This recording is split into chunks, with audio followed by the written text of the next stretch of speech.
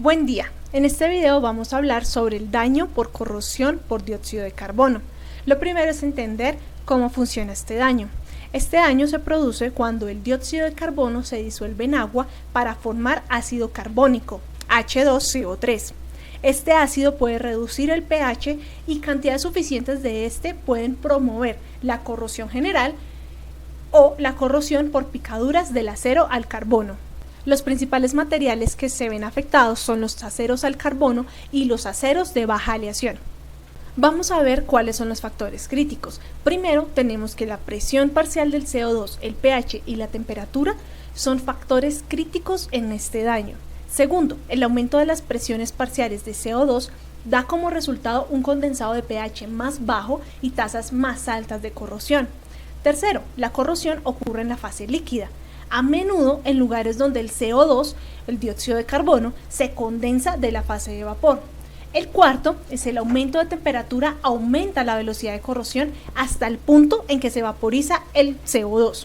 Y quinto, el aumento del nivel de cromo en los aceros no ofrece una mejora importante en la resistencia hasta que se alcanza un mínimo del 12%. Ahora vamos a ver cómo es la apariencia o morfología de este daño por dióxido de carbono. Primero, hay un adelgazamiento localizado y o corrosión por picaduras del acero al carbono. En esta figura, la 441, vemos la corrosión por CO2 de una línea de flujo de producción de petróleo y gas de acero al carbono.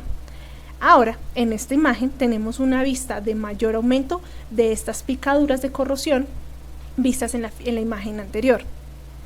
En esta imagen, la figura 443, observamos la corrosión por CO2 de la boquilla de la tubería CS en agua contaminada con dióxido de carbono. El segundo, el acero al carbono puede sufrir picaduras profundas y ranuras en áreas de turbulencia, como lo vemos en esta figura. Aquí tenemos una vista del interior de lo que se vio en la imagen anteriormente vista. Y por último tenemos que la corrosión generalmente ocurre en áreas de turbulencia e impacto y a veces ocurre en la raíz de las soldaduras de las tuberías. Teniendo en cuenta lo anterior, ya podemos ver un poco más sobre la prevención o la mitigación de este daño. Primero, los inhibidores de corrosión pueden reducir esta corrosión en los sistemas de condensado de vapor.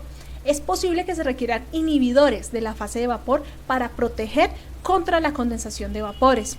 Segundo, el aumento del pH del condensado por encima de 6 puede reducir la corrosión en los sistemas de condensado de vapor. Tercero, los SS de la serie 300 son altamente resistentes a la corrosión en la mayoría de las aplicaciones. Una mejora selectiva a aceros inoxidables suele ser necesaria en unidades operativas diseñadas para producir y eliminar el dióxido de carbono, como plantas de hidrógeno y unidades de eliminación de este CO2.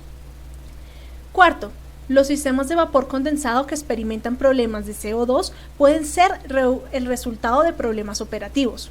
Y por último, las SS serie 400 y la SS Duplex también son resistentes. Hablemos sobre inspección y seguimiento. Primero, las técnicas de inspección VT, UT y RT deben enfocarse en la pérdida general y local de espesor donde se anticipa la humectación por agua. Segundo, la corrosión preferencial de las costuras de soldadura puede requerir una sonda angular UT o RT. Tercero, la corrosión puede ocurrir a lo largo de la superficie inferior de la tubería si hay una fase de agua separada. Puede ocurrir en la superficie superior de la tubería si se anticipa condensación en los sistemas de gas húmedo y en las áreas de flujo turbulento en el codo y las T's. Y cuarto, monitorear los análisis de agua, el pH, el hierro, etc., para determinar cambios en las condiciones de operación.